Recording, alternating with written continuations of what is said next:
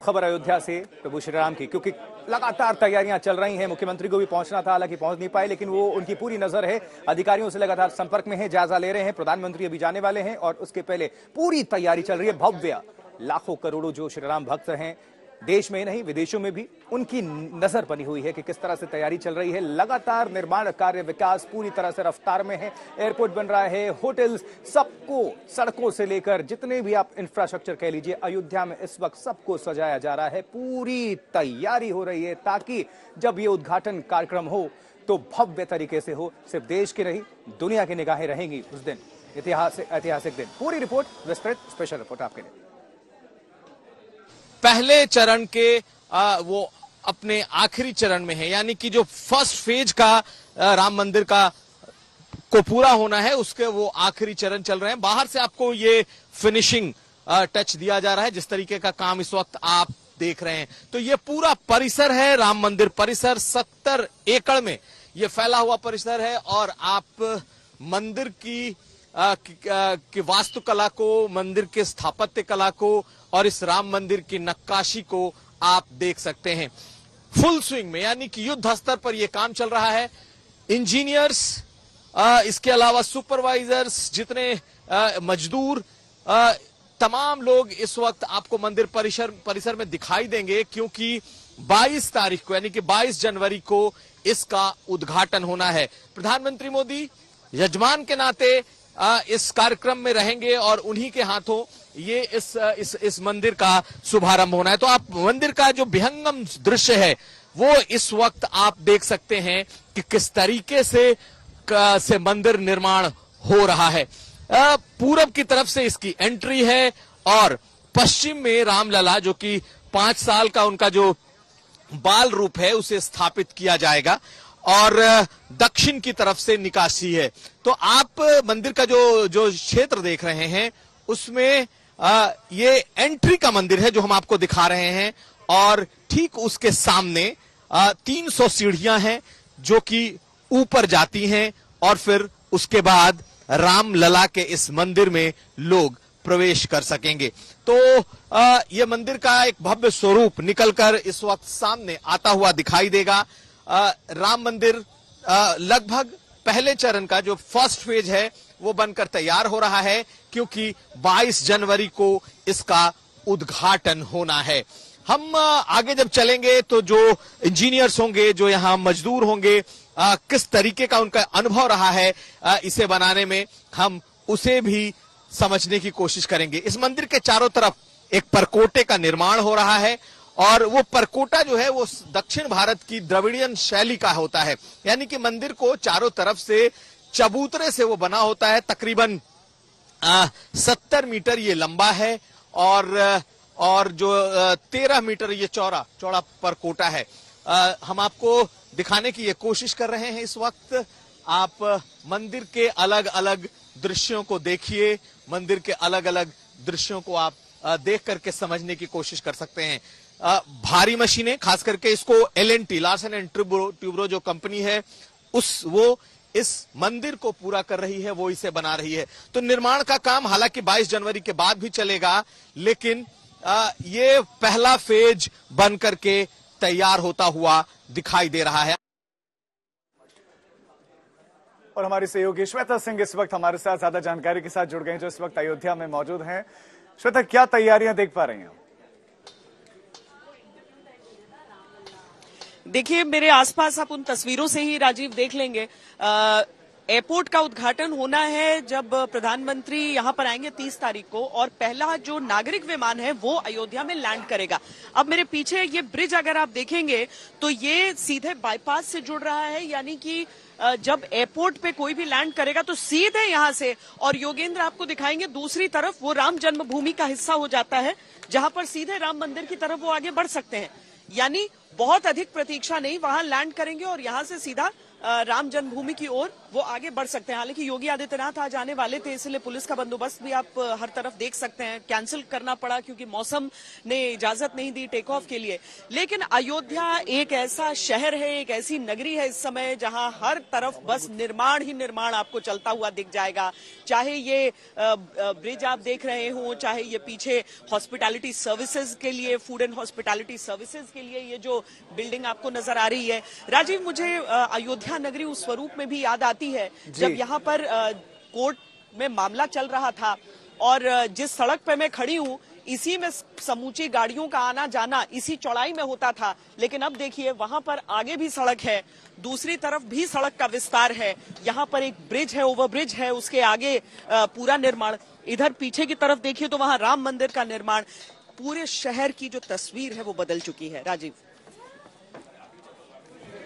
बिल्कुल श्वेता, लगातार जानकारी आप सभी दर्शकों तक पहुंचा रही हैं। चूंकि श्वेता, मुझे तो लगता है कि देखिए आप भी कहीं ना कहीं आस्था रखती हैं और पुण्य की भागी भी हैं। रिपोर्टिंग हमें सौभाग्य मिलता है कि अयोध्या में मौजूद हों, लाखों करोड़ों दर्शक देख रहे हैं, सुन रहे हैं और तीर्थस्थल जाना चाहते हैं, तो उनके लिए क्या स्पेशल आप बनाएगी? पिछले अगर कुछ दशकों से उठाकर अगर आप रख दें तो किस तरह से अपने शब्दों के जरिए आप बताना चाहेंगी अयोध्या की कहानी आपके जुबानी? कितना बदलाव? देखिए, जब रामलला तिरपाल में यहाँ थे, दर्शन तब भी कुछ हद तक संभव हो पाता था, एक पतली सी कतार जाती थी लोगों की और जैसे ही रामलला को देखते थे फूट फूट कर रोते थे क्योंकि बारिश, बरसात। रामलला मतलब एक बाल स्वरूप में प्रभु श्री राम की कल्पना, अपने देव को एक ऐसी स्थिति में देखना जहां पर महल की शानो शौकत न हो, एक आम घर का भी जो सहूलियत है वो न हो, बल्कि वो उन्हें प्रकृति के सारे प्रकोप को झेलते हुए एक वस्त्र में लगातार साल में एक बार वस्त्र बदलने की अनुमति। वैसे अगर आप देखते उसके बाद जब अदालती निर्णय आया और एक अस्थायी मंदिर में उन्हें शिफ्ट किया गया तो वहां पर भी सामने में, मुझे अपनी आंखों से याद है जितनी बार भी मैं यहाँ पर आती रही, कतार में जो सामने व्यक्ति होता था फूट फूट कर अचानक रोने लगते थे वो लोग और जय श्री राम के नारे लगते थे। आज जब मैं वहां पर देखती हूँ प्रभु श्री राम के रामलला के दर्शन एक और रहता है, वहां पर आप उस तरफ कैमरा नहीं कर सकते हैं, दूसरी तरफ से राम मंदिर का निर्माण दिखता है तो वो रामलला को एक नजर, एक आंख से उनको हाथ भी जोड़ते हैं और दूसरी तरफ उस भव्य मंदिर की ओर प्रतीक्षा की नजरें भी घुमाते हैं। आशुतोष, क्या बात है। देखिए, और सभी देख रहे हैं और आप दिखा रही हैं, माध्यम बन रही हैं, तो कहीं ना कहीं निश्चित तौर पर रिपोर्टिंग के जरिए एक सौभाग्यशाली मोमेंट भी कह लें, पल कह लें। कुमार अभिषेक भी हमारे सहयोगी वहां पर मौजूद, एक उनकी रिपोर्ट दर्शकों के बीच रखते हैं। आपको चारों तरफ इस मंदिर के इस वक्त बहुत सारे निर्माण के सामान दिखाई दे रहे हैं और ये सब कुछ मंदिर में अभी लंबे वक्त तक चलने वाले निर्माण की प्रक्रिया के तहत है। यानी कि फिलहाल जितनी चीजें आपको दिखाई दे रही हैं इसके बारे में बताएं आपको अब कि ये पूरा मंदिर दरअसल इंडियन इंटेलिजेंस, मतलब भारतीय जो बुद्धिमत्ता है उसका कमाल है। किसी भी विदेशी ज्ञान को इसमें नहीं लाया गया है। IIT Kanpur, IIT Roorkee, IIT Mumbai, IIT Delhi, इसके अलावा कई और ऐसी संस्थाएं हैं जिन्होंने मिल करके इस पूरे मंदिर को न सिर्फ इसको प्लान किया है, इसके बारे में तमाम चीजें इन अपने देश के जो वैज्ञानिक हैं, अपने देश के जो आईटी से निकले हुए लोग हैं, उनके ज्ञान की बदौलत ये पूरा हो रहा है। इसमें किसी भी विदेशी इंटेलिजेंस का, विदेशी ज्ञान का इसमें कोई जगह नहीं है। तो फिलहाल आपको हम इसका भव्य रूप, विहंगम रूप दिखा रहे हैं इस राम मंदिर का। जब 22 जनवरी को यहाँ पर भव्य कार्यक्रम होगा तब देश और दुनिया से हजारों की तादाद में लोग, खास करके मेहमान बुलाए गए हैं जब भगवान राम की, रामलला की मूर्ति स्थापित की जाएगी। तो ये 5 साल के भगवान राम की मूर्ति है, विग्रह है, जो कि कहा यह जा रहा है कि 5 साल के इस भगवान राम के मूर्ति का बाल्य रूप लोगों को देखने में मिलेगा। यहाँ माता सीता की कोई प्रतिमा नहीं होगी, इसलिए क्योंकि 5 साल के रामलला की मूर्ति स्थापित होगी उस गर्भगृह में, उस गर्भगृह का जो चबूतरा है उसके ऊपर।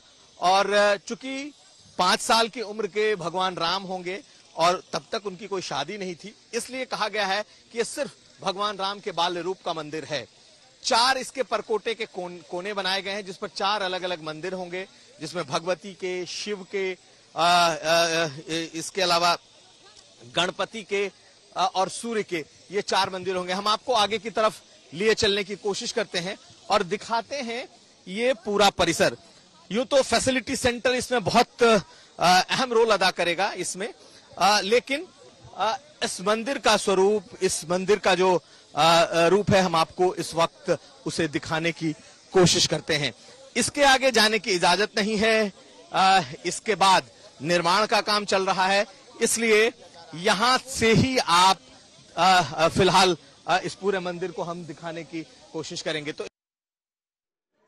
और श्वेता सिंह हमारी सहयोगी लगातार हमारे साथ बने हुए हैं। श्वेता, चूंकि आप मंदिर को देख चुके हैं, उसकी भव्यता तो लगातार आप दिखाई रहे हैं, मेरा प्रश्न उसकी शैली से जुड़ा हुआ है। नागर शैली में ये पूरा का पूरा भव्य मंदिर बना हुआ है, क्योंकि हमने इस तरह के मंदिरों को देखा है, लेकिन क्या वापस इस तरह का मंदिर बनाया जा सकेगा? क्या आज भी ऐसे लोग जीवित हैं जो इस तरह की शैली बना सकेंगे? तो ऐसे लोग हैं, ये एक अच्छी बात कि इस शैली में आज भी ये शैली जिंदा है। नहीं, अच्छी जिज्ञासा है आपकी राजीव। देखिए, मौखिक रूप से बहुत सारा ऐसा ज्ञान है जो एक पीढ़ी से दूसरी पीढ़ी तक पहुंचते रहा। आज भी वो सारे मंदिर हमारे प्रतिष्ठित हैं जहां पर निर्माण देखकर लगता है कि अरे इतने हजारों साल से कैसे आज भी उसी स्थिति में ये सारे मंदिर हो सकते हैं मौजूद। तो 125 प्रार्थना परंपराएं जो हैं समूचे देश की, उन सब को यहाँ पर समाहित किया गया है। और एक और चीज राजीव, केवल जैसे परकोटे की बात हो गई, तो उसमें बात करते हुए उन्होंने बताया कि देखिए, दक्षिण भारत के मंदिरों में परकोटे की परंपरा रही है, उत्तर भारत के मंदिरों में नहीं होता है। हालांकि वहीं चर्चा में बात निकली कि नहीं, राजस्थान में भी ऐसा होता है। तो देश के अलग अलग शैलियों को एक साथ समावेश किया गया है, क्योंकि राम की जब बात होती है तो वो संपूर्ण भारत के राम है। वैसे तो संपूर्ण विश्व के हैं और विश्व में और भी कई ऐसे प्रमाण मिलते हैं, लेकिन हम अभी भारत की ही बात कर लें। आजकल बड़ा विवाद हो जाता कोई भी बात कहते हुए, लेकिन यहाँ पर शैली में अलग अलग परंपराओं को, अब अगर राजस्थान से वो पत्थर लाए जा रहे हैं, कर्नाटक से पत्थर लाए जा रहे हैं, जो परंपरा है वो काफी दक्षिण भारत से लेकर आई जा रही है, उन सभी संतों को यहाँ पर आमंत्रित किया जा रहा है जो कहीं पर भी वास करते हैं। ये सारी चीजें अगर कही जा रही हैं तो संपूर्ण भारत के लिए एक समारोह यहाँ पर रहेगा जो 22 जनवरी को होगा। और इस मंदिर में सब अपनी अपनी परंपरा का कोई ना कोई हिस्सा जरूर यहाँ पर देख लेंगे। इसलिए देखिए ना, राम जी के आराध्य भी यहाँ पर हैं, यानी कि चाहे सूर्यवंशी होने के कारण सूर्य मंदिर वहां पर हम परकोटे में प्रतिष्ठित देखें, जो अभी अभिषेक भी जानकारी दे रहे हैं, या फिर जो उनके अपने गुरु रहे हैं, उन सब गुरुओं के लिए भी मंदिर यहाँ पर रहे। राजीव जी, श्वेता, चूंकि आप वहां पर मौजूद हैं, लोग वहां पर, स्थानीय लोग क्या कह रहे हैं, साधु संत क्या कह रहे हैं, कितनी खुशी की लहर है, किस तरह का अभी जो बदलाव है वो आप महसूस कर पा रही हैं वहां पर?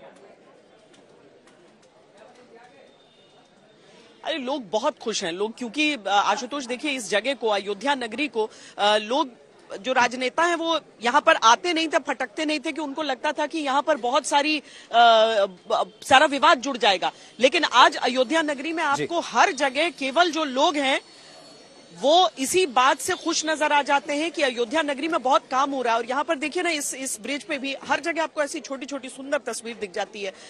यहाँ पर भी पेंटिंग का काम चल रहा है। मुझे तो लग रहा है कि ये मधुबनी शैली में सर कर रहे हैं क्या आप? हाँ, आपने वो किया है पूरा।